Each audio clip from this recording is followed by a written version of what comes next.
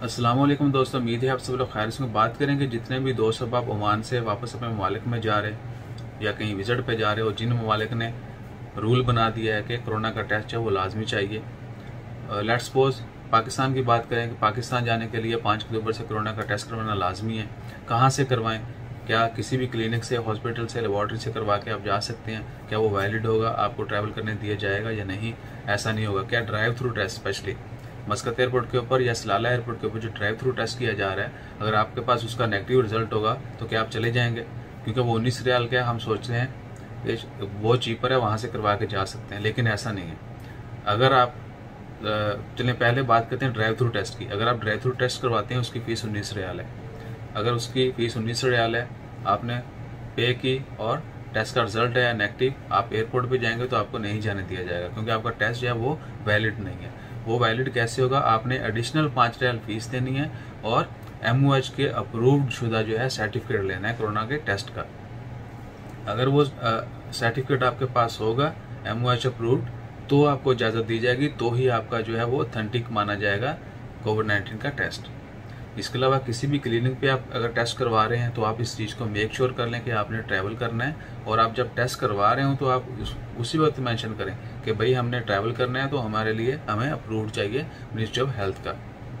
सो बहुत सारी जगहों पे है क्या कि प्राइजेस का डिफरेंस है, लेकिन बाद में आपको सर्टिफिकेट के लिए अलग से 5 रियाल देना पड़ते हैं। तो टेस्ट करवाते हुए चीज़ जो है लाजमी चेक करें कि आप उसके ऊपर ट्रैवल कर सकते हैं या नहीं कर सकते हैं, क्या वो मिनिस्ट्री ऑफ हेल्थ का अप्रूव्ड है या नहीं अप्रूव्ड है। ये रिसेंटली हमारे एक दोस्त के साथ हुआ, तो मैंने सोचा जो है सबकी रहनुमाई के लिए ज़रूर ये इन्फॉर्मेशन शेयर करनी चाहिए।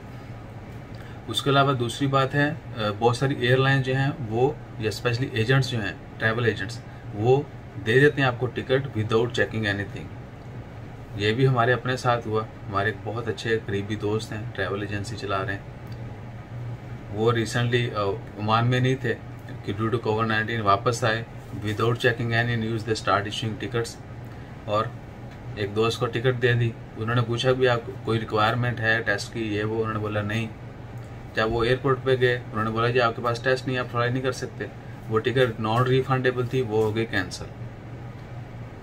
उसके वो मेरे सब्सक्राइबर भी थे, वो मुझसे पूछते भी रहते थे इस तरह की लेटेस्ट चीज़ें। तो मैंने उनसे बताया कि भाई ये रूल है, पाकिस्तान जाने के लिए कोरोना का टेस्ट करवाना लाजमी है, और एयरलाइन को हदायत की गई है कि अगर कोरोना का टेस्ट का सर्टिफिकेट उनके पास होगा तो ही टिकट इशू करें।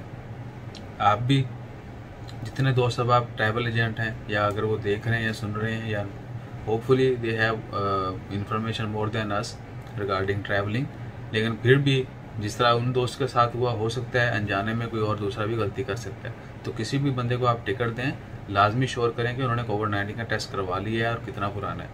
और 96 आवर पुराना जो है वो वैलिड है, लेकिन आप कोशिश करें कि 2 से 3 दिन पहले ही करवाएं।